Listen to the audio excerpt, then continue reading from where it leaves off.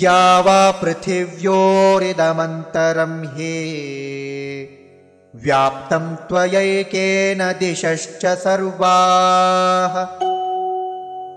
दृष्ट्वाद्भुतं रूपमुग्रं तवेदम् लोकत्रयं प्रव्यथितं महात्मन्।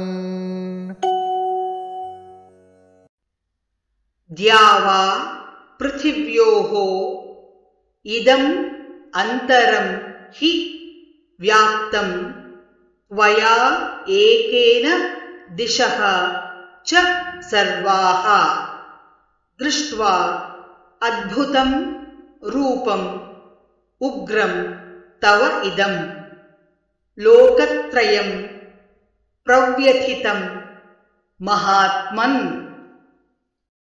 द्यावा पृथिव्योरिदमन्तरं हि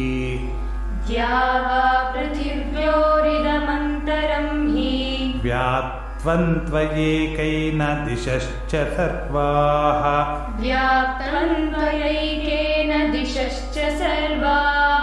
दृष्ट्वाद्भुतं रूपमुग्रं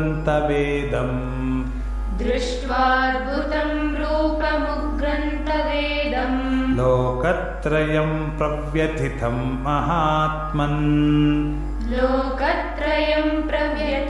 महात्मन्।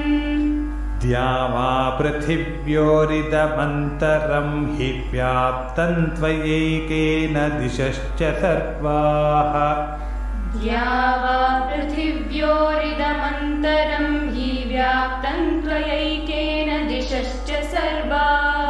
दृष्ट्वाद्भुतं रूपमुग्रं तवेदल्लोकत्रयं प्रव्यथितं महात्मन्।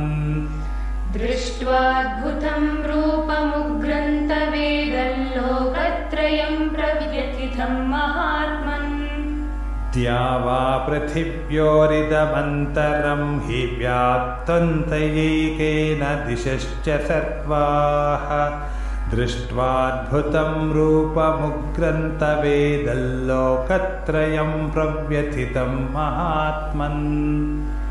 द्यावा पृथिव्योरिदमन्तरं हि व्याप्तं त्वयैकेन दिशश्च सर्वाः दृष्ट्वाद्भुतं रूपमुग्रं तवेदल्लोकत्रयं प्रव्यथितं महात्मन्।